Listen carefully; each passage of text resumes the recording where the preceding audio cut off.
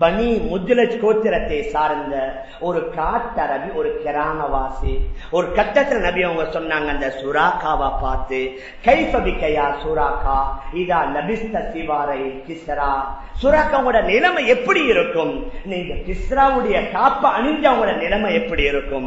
ஹதரத் Umar ரலியல்லாஹு அன்ஹு அந்த சுராக்கத்தியோட மாலிக்க கூப்பிட்டு அவருடைய கையில கொஞ்ச நேரம் அந்த காப்ப போட்டுட்டு அல்லாஹு அக்பர் என்று சொன்னாங்க. முழு சஹாபாக்கள் அல்லாஹு அக்பர் சொன்னாங்க. சொல்லிட்டு சொன்னாங்க, என்னுடைய நபி அவங்க சொன்னாங்க சுராக்காவை பார்த்து, சுராக்கா ஒரு காலம் ஒன்று வரும், அந்த காலத்துல கிஸ்ராவுடைய காப்பு உங்களோட கைகள் இருக்கும். மேலான பெரியார்களே, கணவான்களே, சகோர்களே, அதையும் ஹதரத் அதீ இப்னு ஹாத்தம் கண்டுட்டாங்க. சொன்னாங்க அதீ இப்னு ஹாத்தம் ரலியல்லாஹு அன்ஹு, என்னுடைய நபி அவர்கள் சொன்ன அந்த 2 அடையாளங்களை நான் நிதர்சனமாக கண்டு கொண்டு விட்டேன். என்னுடைய நபி அவர்கள் சொன்னது நிச்சயமாக நடக்கும், சத்தியமாக நடக்கும் என்று சொல்லி அவர்கள் வஃபாத்தாகி விடுகின்றார்கள். ஹஜ்ரத் உமர் இப்னு அப்துல் அசீஸ் ரஹிமஹுல்லாஹ் அவர்களுடைய ஆட்சி காலத்துல ஆப்பிரிக்காவுக்கு ஒரு அவரை அனுப்பி வைக்கின்றார். நீங்க இந்த பொருளை, இந்த ஜகாத் பணத்தை பங்கிட்டு வாங்கன்னு சொல்லி அந்த நபர் செல்கின்றார். காலை முதல் மாலை வரைக்கும் ஆப்பிரிக்கா கண்டத்தில் உள்ள ஒரு ஊரில் அவர் தன்னுடைய தலையில அந்த ஜகாத் பணத்தை வைத்துக் கொண்டு அழைக்கின்றார். யார கண்டு கேட்டாலும் சொல்லுவாங்க, இந்த ஜகாத் எடுப்பதற்கு நான் தகுதி இல்லை, அல்லாஹ் என்ன ஷீமான் ஆக்கி விட்டான். அத்தஃசீருல் முனீர்ல பதிவு செய்யப்பட்டிருக்கிறது, அல்லாஹ் என்ன ஷீமான் ஆக்கி விட்டான், அல்லாஹ் என்ன செல்வந்தனாக ஆக்கி விட்டான், இந்த ஜகாத்தை எடுப்பதற்கு நான் தகுதி இல்லை. மேலான பெரியார்களே, கணவான்களே, சகோர்களே, நபி அவர்கள் சொன்ன இந்த 3 அடையாளங்களும் வெறும் ஒரு 100 வருடங்கள் கூட கழியல்ல. இந்த 3ஐயும் சஹாபாக்கள் நிதர்சனமாக கண்டு கொண்டார்கள். இப்பொழுது நாங்க குர்ஆனுடைய ஆயத்துக்கு வரலாம். அல்லாஹ் என்ன சொன்னான்? உங்களுக்கு முன்னால வாழ்ந்தவர்களுக்கு ஹிலாஃபத்தை கொடுத்த மாதிரி உங்களுக்கு நாங்க ஹிலாஃபத்தை தருவோம். உங்களுக்கு முன்னால வாழ்ந்த ஹஜ்ரத் சுலைமான், ஹஜ்ரத் தாவூத் அலைஹி ஸலாத்து வஸலாம் முழு உலகத்துடைய ஆட்சி, ஹஜ்ரத் யூசுப் அலைஹி ஸலாத்து வஸலாம் மிஸ்ருடைய ஆட்சி, பனு இஸ்ராயீல்களுக்கு மிஸ்ருடைய ஆட்சி, அதே மாதிரி உங்களுக்கும் நாங்க ஆட்சியை தருவோம் என்று அல்லாஹ் சொன்னான். நபியுடைய வஃபாத்துக்கு முன்னால மக்கா வெற்றி கொள்ளப்படுது, அந்த அரேபிய தீபகற்பம் வெற்றி கொள்ளப்படுது, கைபர் யூதர்கள் வாழ்ந்த பகுதி அது வெற்றி கொள்ளப்படுகின்றது, யமன் வெற்றி கொள்ளப்படுகின்றது, பஹ்ரைன் வெற்றி கொள்ளப்படுகின்றது. நபியுடைய வஃபாத்துக்கு பின்னால ஹஜ்ரத் அபூபக்கர், உமர் ரலியல்லாஹு அன்ஹுமா 2 பேர்களுடைய ஆட்சி காலத்துல அந்த முழு ஷாம் தேசம், அதாவது ஜோர்டான், லெபனான், பெலஸ்தீன், சிரியா, ரோமர்கள் வாழ்ந்த மிகப்பெரிய அந்த பகுதி ஹஜ்ரத் உமருடைய ஆட்சி காலத்தில் வருகின்றது.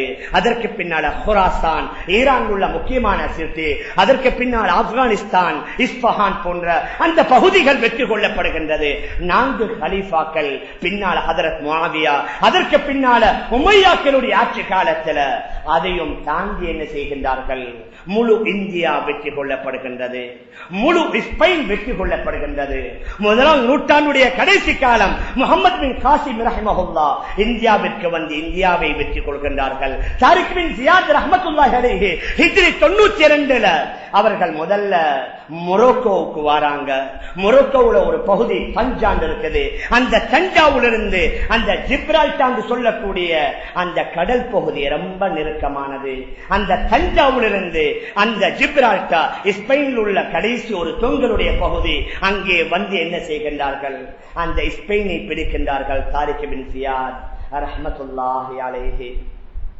மேலான பெரியார்களே, கணவான்களே, சகோர்களே, அதனுடைய பிரதிபலன் 800 வருஷம் அரேபியர்கள் ஸ்பெயினை ஆட்சி செய்கின்றார்கள். அந்த காலத்தில் உள்ள மிக முக்கியமான ஒரு சிட்டி தான் கொர்துபா.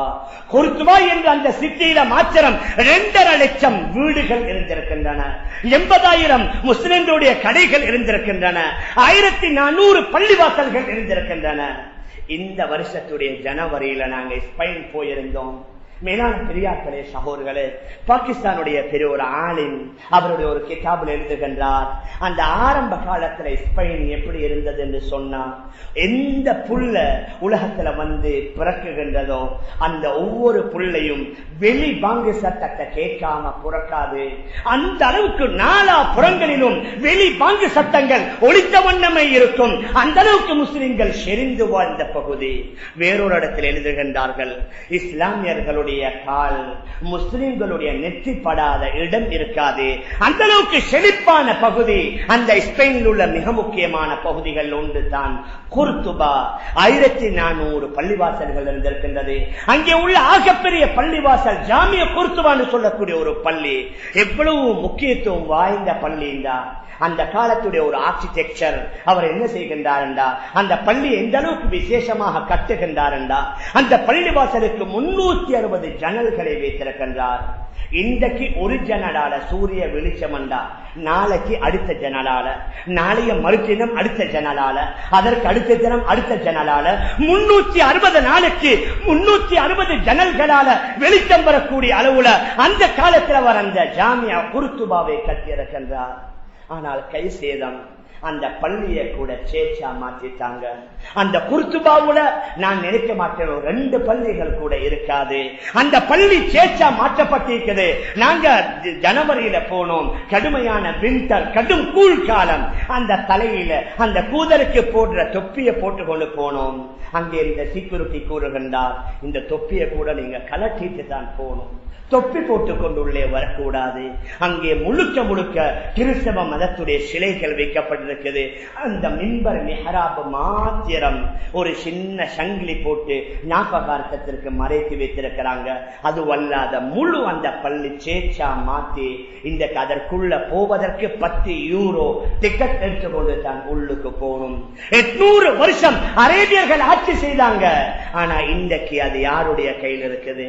மேலான பெரியார்களே, கணவான்களே, சகோர்களே, அதற்கு பின்னால உமையாக்கள், அப்பாசியாக்கள் அவர்களின் மூலமாக இந்தியா வெற்றி கொள்ளப்படுகின்றது, ஸ்பெயின் வெற்றி கொள்ளப்படுகின்றது. அதற்கு பின்னால உஸ்மானிய பேரரசர்கள் அவர்களின் மூலமாக அவர்களுடைய மிக முக்கியமான ஒரு தலம் தான் குஸ்துன்தீனியா சொல்லக்கூடிய அந்த சித்திய அந்த பகுதியை சுல்தான் முஹம்மது ஃபாத்திஹ் என்று சொல்லக்கூடிய அந்த உஸ்மானிய பேரரசர்களில் ஒருவர் வெற்றி கொள்கின்றார். துருக்கியுடைய தலைநகரம் இஸ்தம்பூல், அதற்குள்ளே குஸ்துன்தீனியா என்ற ஒரு பகுதி இருக்குது.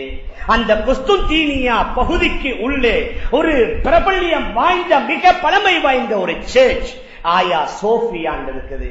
ஆயா சோஃபியா அது கிறிஸ்துவுக்கு பின் 532வது ஆண்டில கட்டப்பட்ட ஒரு சர்ச். சுமார் 1500 வருஷங்களுக்கு முன்னால ஆயா சோஃபியா கட்டப்படுகின்றது. 532 கிறிஸ்துவுக்கு பின்னால கட்டப்பட்ட ஆயா சோஃபியா. உங்களுக்கு தெரியும், கிறிஸ்தவர்களில் மிக முக்கியமான 2 பிரிவினர்கள். ஒன்று கேத்தலிக்ஸ், கத்தோலிக்கர்கள், மற்றது ஆர்த்தடாக்ஸ்காரர்கள். கேத்தலிக்ஸ்காரர்களுடைய தலைமை பீடம் வத்திக்கான், ரோம்ல உள்ள வத்திக்கான், அது பின்னால கட்டப்படுகின்றது. இந்த ஆர்த்தடாக்ஸ்காரர்களுடைய தலைமை பீடம் தான் ஆயா சோஃபியா என்று சொல்லக்கூடிய அந்த பழமை வாய்ந்த சேட். சுல்தான் முஹம்மது ஃபாத்திஹ் ரஹ்மத்துல்லாஹ் என்ன செய்கின்றார்கள்?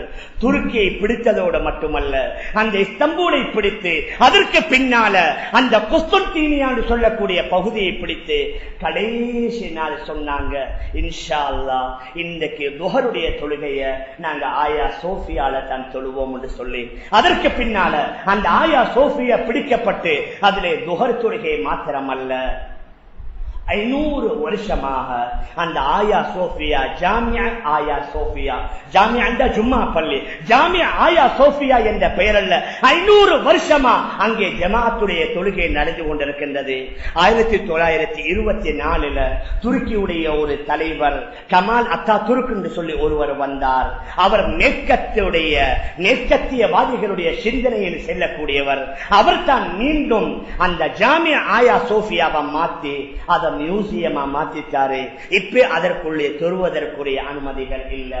மேலான பெரியார்களே, கணவான்களே, சகோர்களே, அந்த சுல்தான் முஹம்மது ஃபாத்திஹ் ரஹ்மத்துல்லாஹ் அந்த ஆயா சோஃபியாவை பிடிக்க அவர்கள் செய்த ஒரு துணிச்சலான வேலை என்ன? அதை சுற்றி 3 திசையில, அதாவது பாஸ்போஸ் சொல்லக்கூடிய ஒரு நதி இருக்குது. அதற்குள்ளே வர முடியாத மாறு அந்த நதியில அகலத்தால பெரிய சங்கிலியை போட்டிருந்தாங்க அந்த ரோமர்கள். யாரும் வரக்கூடாதுன்னு சொல்லி இந்த சுல்தான் முஹம்மது ஃபாத்திஹ் ரஹ்மத்துல்லாஹ் ஒரே இரவுல 16 கிலோமீட்டருடைய தூரம் வெறும் கப்பல் தண்ணீர தான் போகும். ஆனா இவங்க 70 கப்பல்கள்ல தரையில இழுத்தாங்க. வெறும் சமத்தரை இல்ல, கரடு முரடான அந்த காட்டு பாதை, மலை பாதை 16 கிலோமீட்டர் ஒரே இரவுல அந்த 70 கப்பல்களை இழுத்து இரவோடு இரவாக அந்த அதாவது பாஸ்போர்ஸ் என்று சொல்லக்கூடிய நதியில போட்டு அதன் மூலமாகத்தான் யுத்தம் செய்து அந்த குஸ்துன்தீனியாவை கைப்பற்றுகின்றார்கள். அவர்கள் வந்தவர் தான் சுல்தான் முகமது சலீம் என்று சொல்லக்கூடிய ஒரு அரசர். அதாவது ஹிஜ்ரி 1000 கிட்டத்தட்ட வந்தவர் சுல்தான் சலீம் என்று சொல்லக்கூடியவர். அந்த நேரத்தில் சவுதியையும் அவர்கள் தான் ஆட்சி செய்து கொண்டிருந்தாங்க. அதனால தான் ஹரம் ஷரீஃப்ல துருக்கியுடைய கட்டிடம் ஒன்று இருக்குது. துருக்கிக்காரவங்க ஆட்சி செய்த வேளையில அவர்கள் கட்டி அந்த பகுதி இன்று வரைக்கும் இருக்குது. உலகத்துடைய பெரும் பகுதி ஆட்சி செய்து கொண்டிருந்தாங்க.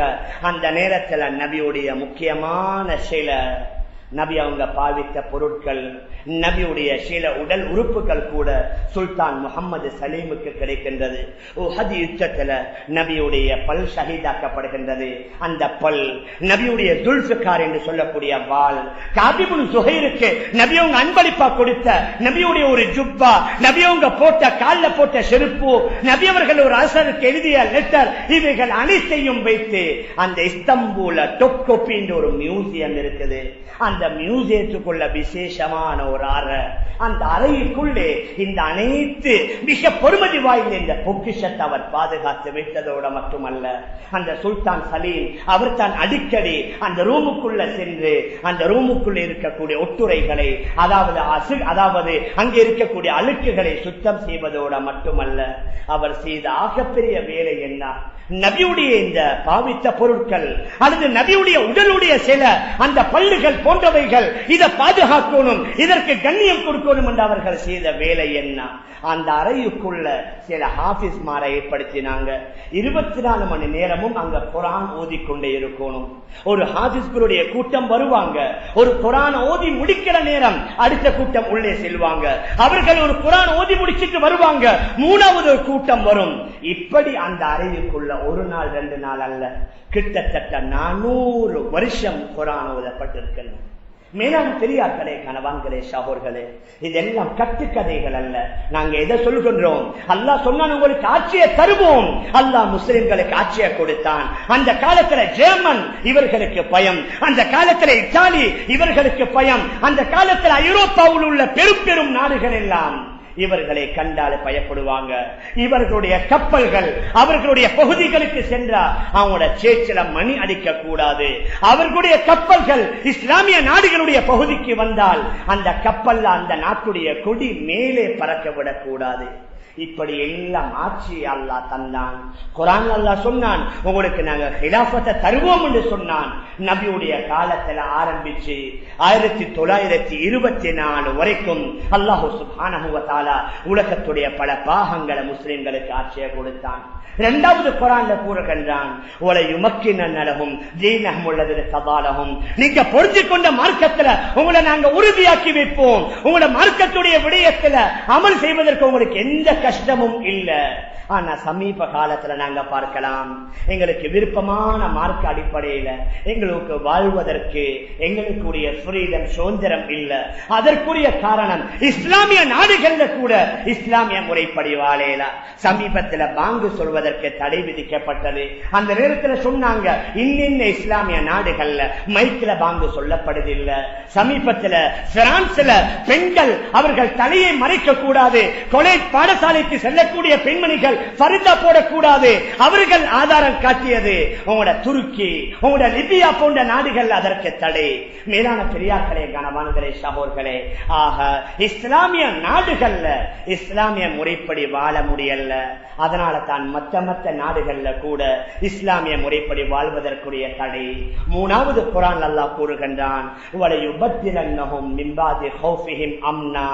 நீங்க அச்சத்தோட வாழ்றீங்க, பயத்தோட வாழ்றீங்க, அந்த அச்சமற்ற அந்த பயமற்ற சூழலை நாங்க கொண்டு வருவோம் என்று குர்ஆன் அல்லாஹ் கூறினான். ஹஜ்ரத் உமருடைய ஆட்சி காலத்துல ஹீரா முதல் மக்கா வரை, ஹீரா முதல் மதீனா வரை அச்சமற்ற பயமற்ற சூழலை அல்லாஹ் ஏற்படுத்தினான்.